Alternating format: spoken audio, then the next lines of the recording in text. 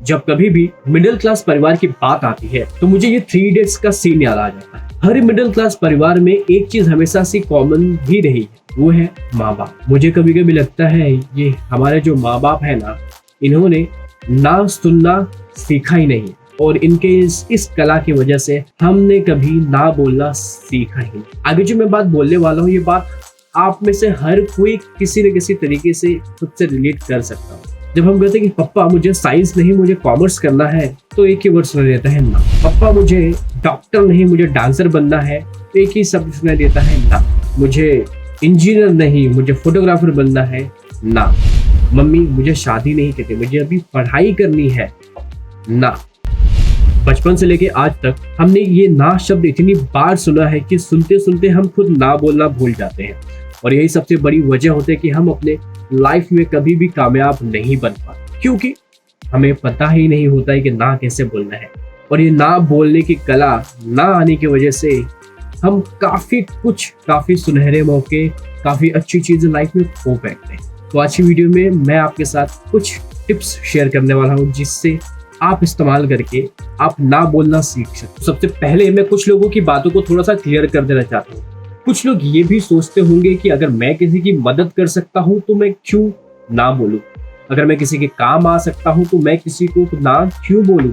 सबसे पहले मैं आपको यही बताना चाहता हूँ कि आपकी सोच बहुत अच्छी है, दूसरे की मदद करनी चाहिए, एक दूसरे का साथ देना चाहिए आगे बढ़ने के लिए। मगर आपके अंदर अगर ना बोलने की कला नहीं है तो हर कोई आपका इस्तेमाल ही करे, ये बात आपके दिमाग में बैठा लेनी। और यहाँ पे सबसे बड़ी तकलीफ यही होती है कि दूसरों के काम को करने के चक्कर में हम हमारी जिंदगी की जो सबसे महत्वपूर्ण चीज है समय, हम उसे अपने काम में ना इस्तेमाल करते हुए हम दूसरों के काम को करने के चक्कर में उसे पूरी तरीके से बर्बाद कर देते हैं। और एक बार समय बर्बाद हो गया तो उस समय आपको दोबारा नहीं मिलेगा।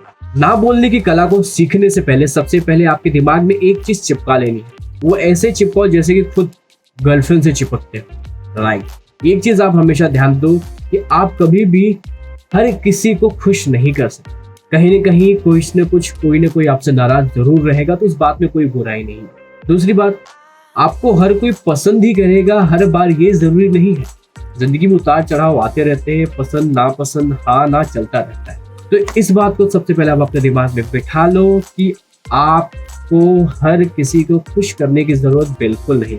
जब एग्जाम का वक्त आता है तो हम सब कुछ छोड़ छाड़ के हर किसी को ना बोल के टीवी, मोबाइल, मम्मी पापा, दोस्त, यार, हम सबको ना बोल के हम अपने पूरे एग्जाम में घुस जाते हैं, मन लगा के पढ़ाई करेंगे। अब मेरा सवाल यह है कि उस समय ये ताकत कहाँ से आपके अंदर आती है ना बोलने। जब साल भर कॉलेज का प्रैक्टिकल करने का मौका रहता है तो हम कभी भी प्रैक्टिकल्स और जर्नल की बुक रेडी नहीं करते। जब कॉलेज या स्कूल की तरफ से डेडलाइन निकाली जाती है और डेट डिक्लेयर कर लिया जाता है कि इस दिन तक आपको आपके सभी जर्नल्स और आपके प्रैक्टिकल सबमिट करने हैं, तो हम हर किसी काम को फिर से बंद करके हर किसी को ना बोल के हम उस जर्नल को पूरे साल की मेहनत को एक हफ्ते में कंप्लीट करके सबमिट भी कर देते हैं। उस समय ये ताकत कहाँ से आती है लोगों को ना बोलने। हफ्तों बाद जब गर्लफ्रेंड से मिलने का मौका मिलता है तो जॉब पे, घर पे, दोस्तों को हम अलग अलग तरीके के बहाने देते हैं कि भाई थोड़ा सा मैं बिजी हूँ, सर मैं काम पे नहीं आ सकता, मम्मी मुझे पढ़ाई के लिए बाहर जाना है। तो उस समय ये कला आपके अंदर कहाँ से आती है? उस समय आप ये सब बातें कैसे लोगों को ना बोल के अपने काम को करवा लेते हैं? अचानक कैसे ये ना बोलने की कला आपके अंदर आ जाती है? कभी ये बात आपने सोचा है? इस सब की सबसे बड़ी वजह है फोकस।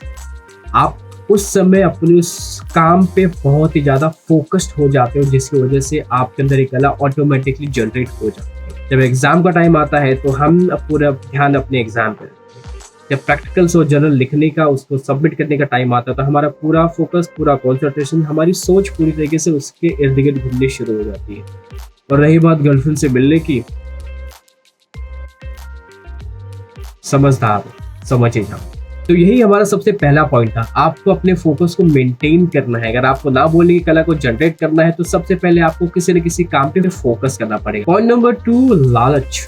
आपको सेल्फिश बनना पड़ेगा। लालची बनने में कोई बुराई नहीं है, लालची बनो। लालच तो एक प्रकार का स्वभाव है जो हर किसी के अंदर होता है, इसको आप कभी छुपा नहीं सकते, आप इसको कभी कंट्रोल नहीं कर सकते।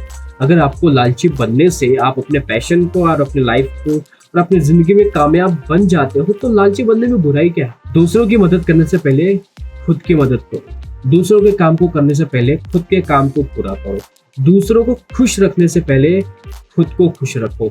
दूसरों का पेट भरने से पहले सबसे पहले आपको खुद का पेट भरना आना चाहिए। जब तक आप लालची नहीं बनोगे तब तक आप अपने समय को बचा नहीं पाओगे। तीसरा पॉइंट है लक्ष्मण रेखा यानी कि बाउंड्रीज। जिस तरीके से लक्ष्मण जी ने लक्ष्मण रेखा बनाई थी उसी तरीके से आपको अपनी जिंदगी में भी एक लक्ष्मण रेखा बनाना, अपने लिए भी एक बाउंड्रीज, एक सर्कल ड्रॉ कर लेनी।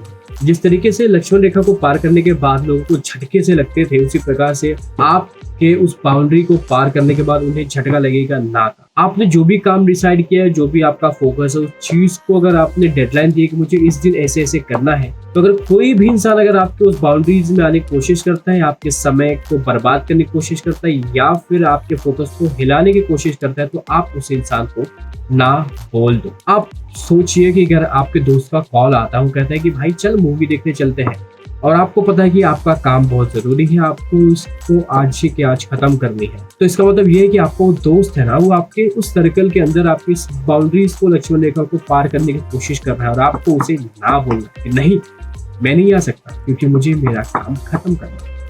और जो समझदार दोस्त होते हैं ना, और जो आपको समझते हैं ना, वो कभी भी इस बात का बुरा नहीं मानेंगे। बुरा वही मानते हैं जिन्हें आपका टाइम बर्बाद करने में मजा आता है। सोचिए कि आप महीनों बाद आपकी गर्लफ्रेंड का कॉल आता है और वो कहते हैं कि सोना, बाबू, बेबी, XYZ जो भी हो, कैन वी मीट। हर कोई पिघल जाता है, तुम भी पिघल जाओगे। अगर आपने अपनी जिंदगी में लक्ष्मण रेखा बना के रखी है ना, तो आप यहाँ पे नहीं टिकोगे। सबसे बड़ी वजह है कि आपको पता है कि आपको क्या करना है। इस इंसान को ना बोलना है कि हाँ बोलना है, कि आपके पास वो टाइम स्लॉट है कि नहीं, आप फ्री हो कि नहीं हो, आप मिल सकते हो कि नहीं मिल सकते। नहीं मिल सकते तो ना बोल दो। और जब तक आप अपनी लाइफ में ये बाउंड्रीज नहीं बनाओगे, उस लक्ष्मण रेखा को बनाओगे नहीं, तब तक कोई भी आएगा और उस रेखा को पार करके आपके समय को हरण करके ले जाएगा। जिस प्रकार सीता माता का हरण हुआ था, उसी प्रकार आपके समय का और आपके भविष्य का भी हरण हो जाएगा। हरण का मतलब किडनैपिंग, अपहरण। जो लोग नहीं समझते होंगे हरण का मतलब। तो लाइफ में ना बाउंड्रीज होना जरूरी है, लाइफ में फोकस होना जरूरी है, और लाइफ में लालची बनना जरूरी है। अगर आप तीनों चीज आपके लाइफ में अगर आप डेवलप कर सकते हो, इसे बना सकते हो, तो आप ना बोलने की जो कला है ना, उसे सीख जाओ। तो अगर आप लोगों के कंटेंट और एक कॉन्सेप्ट अगर पसंद आया हो तो आप चैनल को सब्सक्राइब कर लीजिए, और आपसे मिलता हूं मैं अगली वीडियो में। See you.